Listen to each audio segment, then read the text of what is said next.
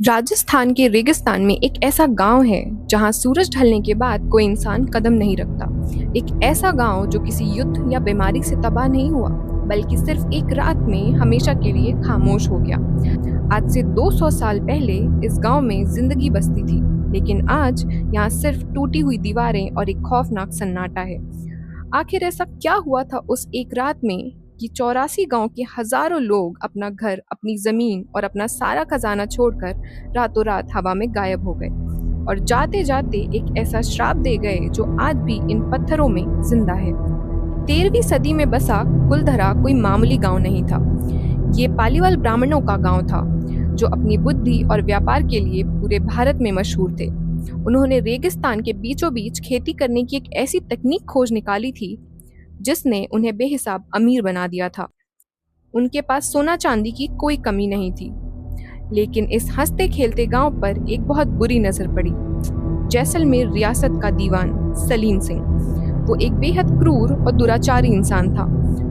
लोग उसकी हैवानियत की वजह से थर थर कांपते थे। एक दिन सलीम सिंह कुलधरा आया और उसकी नजर गांव के मुखिया की खूबसूरत बेटी पर पड़ी। सलीम सिंह ने मुखिया के घर पैगाम भिजवाया, या तो अपनी बेटी मुझे सौंप दो या फिर कल सुबह तक पूरे गांव को मिट्टी में मिला दूंगा। कुलधरा के ब्राह्मणों के लिए उनका सम्मान उनकी जान से बढ़कर था। उस रात कुलधरा और आसपास के 84 गांव के लोगों ने एक गुप्त बैठक की। एक तरफ उनकी सदियों की कमाई हुई दौलत और घर था और दूसरी तरफ उनकी बेटी की इज्जत। उन्होंने फैसला लिया कि वो झुकेंगे नहीं।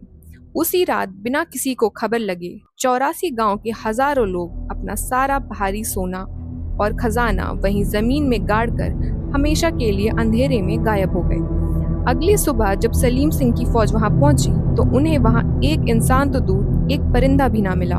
लेकिन वो लोग ऐसे ही नहीं गए। जाते जाते वो कुलधरा की मिट्टी को एक भयानक श्राप दे गए। आज के बाद इस गांव में कोई भी नहीं बस पाएगा, और वो श्राप आज भी काम करता है।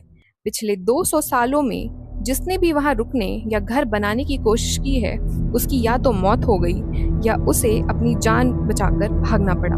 हाल ही में दिल्ली के शोधकर्ताओं के एक दल ने कुलधरा में रात बिताई।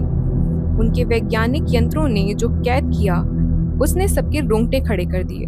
तापमान का अचानक गिर जाना, खाली खंडहरों में औरतों के रोने की आवाजें और अचानक किसी के छूने का एहसास। सरकार ने भी इस जगह पर शाम 6 बजे के बाद जाने पर सख्त पाबंदी लगा रखी है। 84 गांव के हजारों लोग एक ही रात बिना कोई सुराग छोड़े कैसे गायब हो सकते हैं? वो जमीन में दबा हुआ खजाना आज किसके पास है?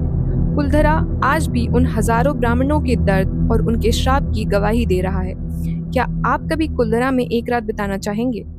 मुझे अपनी राय जरूर बताएं। अगर आपको इतिहास के इन खौफनाक पन्नों को पलटने में मजा आया तो इस कहानी को लाइक करें और चैनल को सब्सक्राइब करें। मिलते हैं अगले रहस्य के साथ।